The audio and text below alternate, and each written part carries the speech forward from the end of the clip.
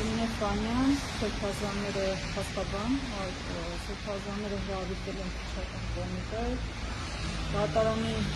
հայտնի դատական ակտը չկատարելու կամ դրա կատարմանը խոչընդոտելու հանցակազմի կապակցությամբ, միանգամից մեղադրյալի դատավարական կարգավիճակով, խոսքը Մասացեթութենի առաջնորդին կարգալից անելու հետ կապված Գերագույն հոգևոր խորհրդի որոշմանն է վերաբերվում, որով քննչական կոմիտեն գտնում է, որ Մասացեթի նախկին առաջնորդ Սրբազանի հայցի հիման վրա դատարանը կայացել է համապատասխան դատական ակտ, եւ հիմա Սրբազանները ըստ էության մեղադրվում են այդ դատական ակտը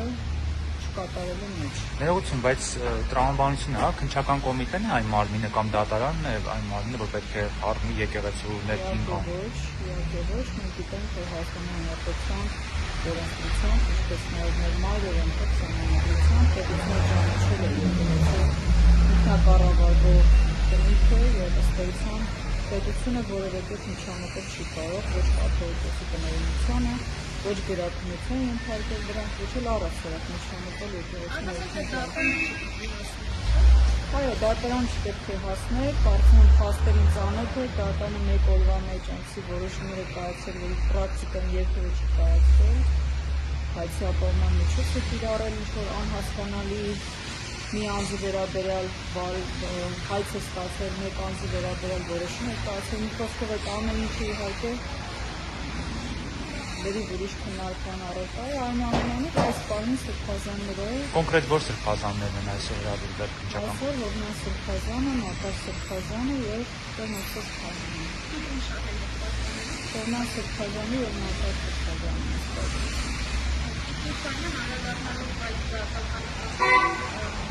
Եվ քննչական կոմիտեը շատ արագ նորից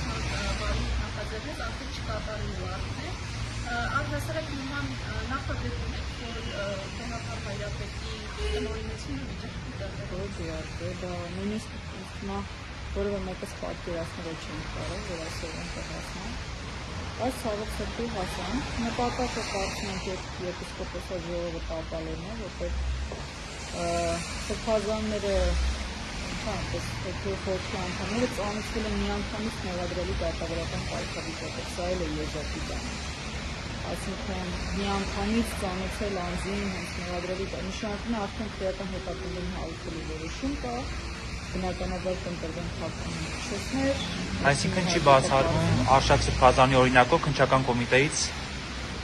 անազատության մեջ հայտնվեն Սրբազանը։ Չեմ կարծում, հոդվածի սանկցիան կարծես թե չի տալիս, որպեսզի խալանքը դեսպատման միջոց կիրառելու միջնորդություններ ներկայացվեն։ Ոչ մեկ սանկցիան հաստատություն ամեն դեպս արդեն ծիծաղի ժանգիս կլինի, որովհետև այս մասով չնայած ես ծանոթ սպասելի, բայց բոլոր դեպքերում չեմ կարծում, բայց ազատ տեղաշարժի սահմանափակում մեջ նաև այսօր բացակայելու հարկ է։ Այո, ենթադրում եմ, որ կլինեն, որտեղ նպատակը կարծում եմ բոլորիս էլ պարզ է, ինչու է շաբաթօրով այս հապկետությունը, հա, միանգամից մեղադրելի կարգավիճակը։ Իշխանյան անդրադառնալով դատական գործին, ըստ էության իրավական որևէ հիմքեր չկա, չեք պաշտպանում։ Իրականում իրավական գործընթաց չկա արգելներ, շատ ճիշտ եք նշում, բայց այնուամենայնիվ պետությունը փորձում է միջամտել եկեղեցու ներքին դատավարական գործընթացի միջոցով։ Մենք իհարկե այդ իրավաբանությունը ամեն գնով փորձել ենք անել, ինչքան էլ որ պետության կողմից այդ բանը չկա, ամեն բան իրավական դաշտում իրականացնելու, բոլոր դեպքերում ունենք այն ինչ ունենք, ինքը պետք է պաշտպանենք օրենքով, այնինչ այժմ ունենք։ Ըստ էության ստացվում որ արդեն հաղթին հոգևորական Աննա Սարոյանի իրանացան դատական հայցը ներկայացին եւ փաստացի աշխատանքային հարաբերություններ է վիճակում դատարանը, իսկ նա աշխատանքային պայմանագիր կնքել էր այդ իրականում այստեղ ընդհանրապես իրավական հարաբերություն չկա, որպեսզի առասարակ այդ հարցերը լինեն դատարանը ընդհանրապես իրավասության նման հարց քննարկելու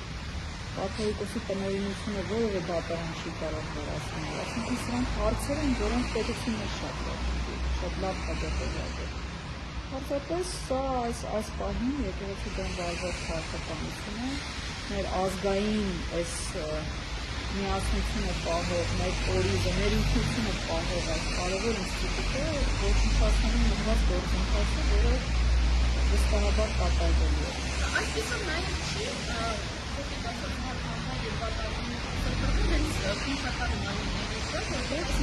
Քննչական մարմին այս բան գործիք է պետության համար, որպեսզի պետությունը կարողանա միջամտել եկեղեցի ներքին կյանքին։ Ասում անգամ մարդկանցների պաշտպանության պետական դատարանի մի շարք որոշումներում եւ նախադեպային իրավունքներում եկեղեցի կյանքին միջամտելը պետության գործիքը կազմեցել անհրաժեշտ։ Այսինքն սա ոչ միայն մեր պետական օրենսդրությունը դեմ գործընթաց է, այլ առհասարակ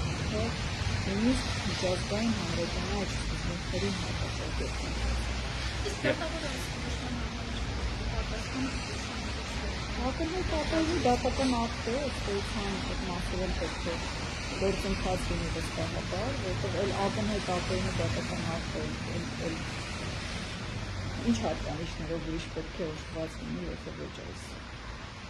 Այսօր էին ծանուցվել ներողություն, երբ են տեղեկացել։ Այսօր ծանուցվել, շուտով ներկայանան, արդեն համապատասխան դատավորական գործողությունների մասնակցելու համար։ Այո, միանգամից կարծես թե բոլորին ծանուցել են, բայց մի մասն դեռևս ծանուցել։ Ինչ է սպասում այսօր։ Կարծում եմ մեղադրանքի ներկայացում, հաստատություն։